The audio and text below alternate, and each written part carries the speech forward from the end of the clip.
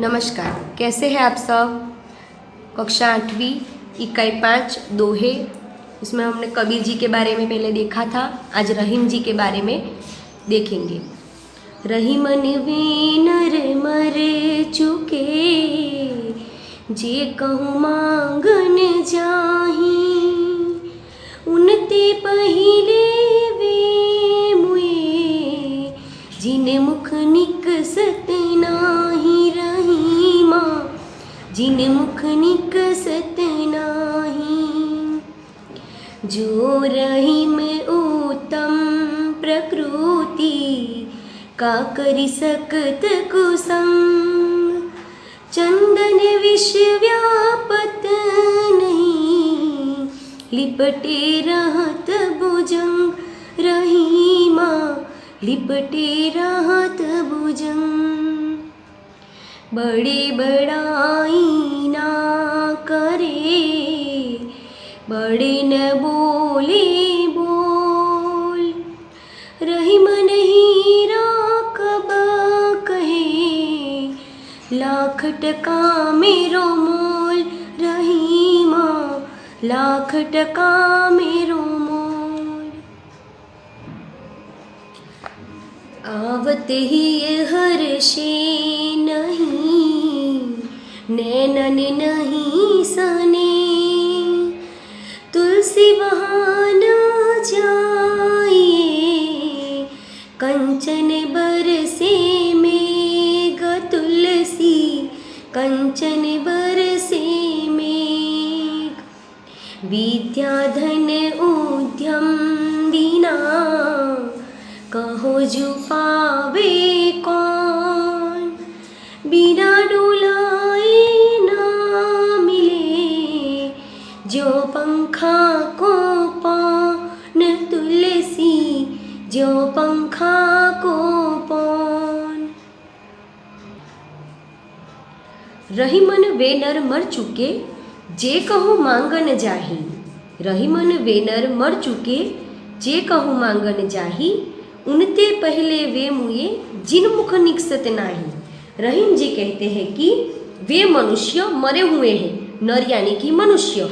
रहीम जी कहते हैं कि वे मनुष्य मरे हुए हैं, जे कहूँ मांगन जाही, जो किसी के घर के आगे मांगने के लिए जाते हैं।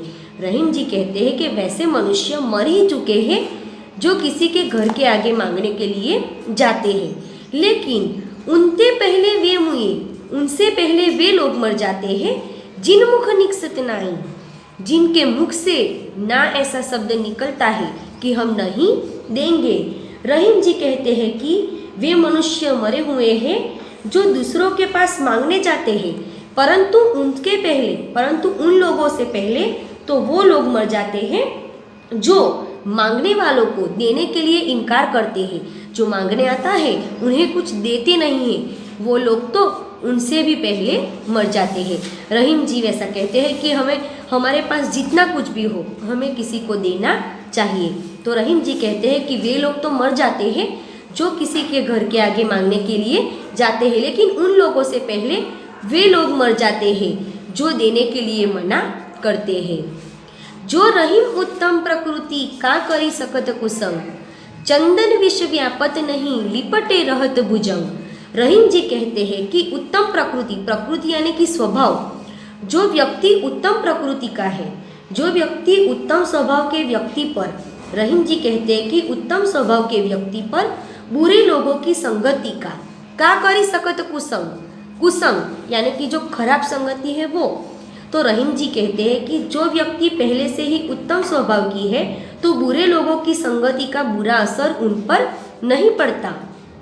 चंदन विष व्यापत नहीं, लिपटे रहत भुजंग। चंदन के वृक्ष पर सदाई सांप लिपटे रहते हैं। चंदन विष व्यापत रहित, लिपटे रहत भुजंग। भुजंग यानी कि सांप।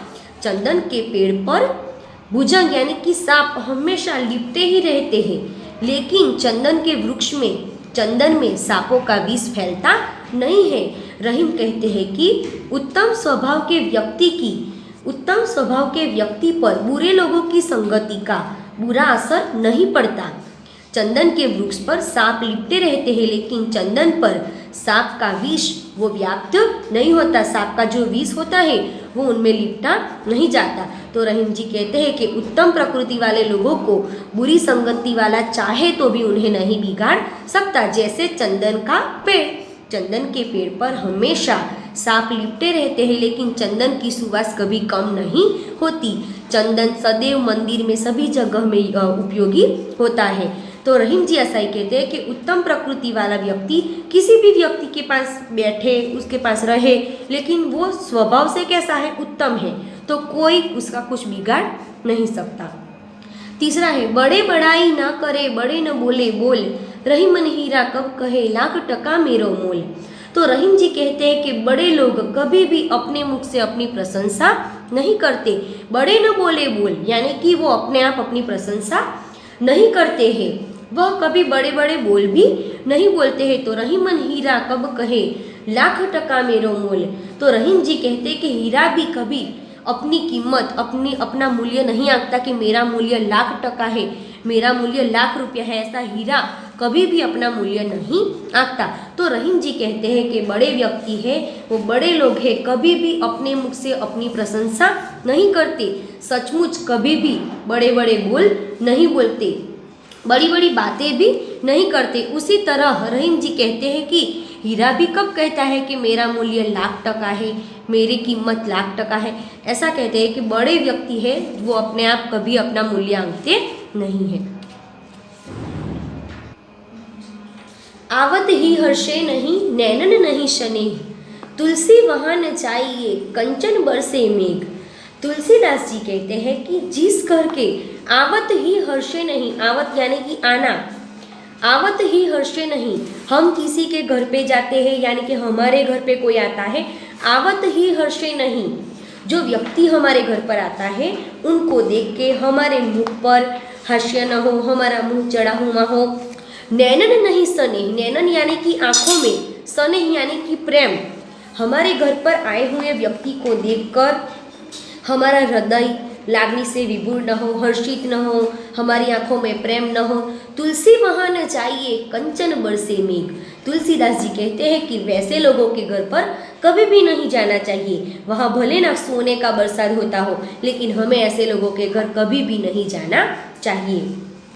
तुलसीदास जी कहते हैं कि जिस घर के लोगों का हृदय, जिस घर के लोगों का हृदय तुम्हें आया देखकर हर्षित न हो, हर्ष यानी कि खुशी न हो, उन लोगों के घर, और जिनकी आंखों में नैनन नहीं स्नेह, नैनन यानी कि आंखों में, उनकी आंखों में स्नेह न हो, स्नेह की भावना न हो, तुलसी वहाँ न चाहिए। तुलसीदास जी कहते हैं कि वैसे लोगों के घर पे कभी भी न चाहिए, फिर भले ही वहाँ सोना ही क्यों न बरसता हो, लेकिन हमें वहाँ नहीं जाना चाहिए। विद्या धन उद्यम बिना कहो जुपावे कौन, बिना डुलाए न मिले जो पंखा को पौन। इस दोहे की उक्ति में कहता है कि विद्या धन उद्यम बिना, उद्यम यानी कि परिश्रम, मेहनत, कहो जुपावे कौन। विद्या रूपी धन होता है वो भी उद्यम किए बिना हमें प्राप्त नहीं हो सकता। बिना डुलाए न मिले जो पंखा को पौन, पंखे का पवन भी हमें चाहिए तो हमें उसे हिलाना पड़ता है। तो बिना परिश्रम किए हमें जो विद्या होती है वो विद्या भी प्राप्त नहीं होती। तो हाथ से हिलाए बिना तो पंखे का पवन भी हमें नहीं लगता, पंखे की हवा भी हमें नहीं मिल पाती। तो तुलसीदास जी कहते हैं कि हर एक काम हो, सभी कामों में हमें उद्यम तो करना ही है, परिश्रम किए बिना हमें कुछ प्राप्त नहीं हो सकता। कबीर जी के पहले दोहे में संतोष की भावना बताई गई है, दूसरे दोहे में किसी भी बात के बारे में हम सोचे बिना काम करते हैं तो हमें पछताने की नौबत आती है। तीसरे में कबीर कहते हैं कि मुझे ना किसी से दोस्ती है ना किसी से दुश्मनी है, वे सभी की एक प्रकार से ही प्रार्थना करते हैं। और आगे के दोहे में रहीम जी कहते हैं कि हमारे घर पे जो कोई भी मांगने के लिए आए तो हमें उसे देना चाहिए। फिर हमें उत्तम प्रकृति के लोगों की बात की है। फिर बड़े बड़े बोल बोलते हैं जो लोग, तो हमें ऐसा कहते हैं कि हीरा कभी अपना मूल्य आंकता नहीं है। और कहते हैं कि किसी के घर पे हम जाते, हमारे घर पे कोई आता है तो हमें उसका अच्छी तरह से स्वागत करना चाहिए। और लास्ट के दोहे में कहा है कि परिश्रम किए बिना हमें कुछ भी प्राप्त नहीं हो सकता। तो यहाँ हमारा ये लेसन पूर्ण होता है। कलरव स्कूल की एप्लीकेशन में होमवर्क में आपको 20 मार्क का टेस्ट दिया जाएगा जो आपको लिखना होगा। Thank you.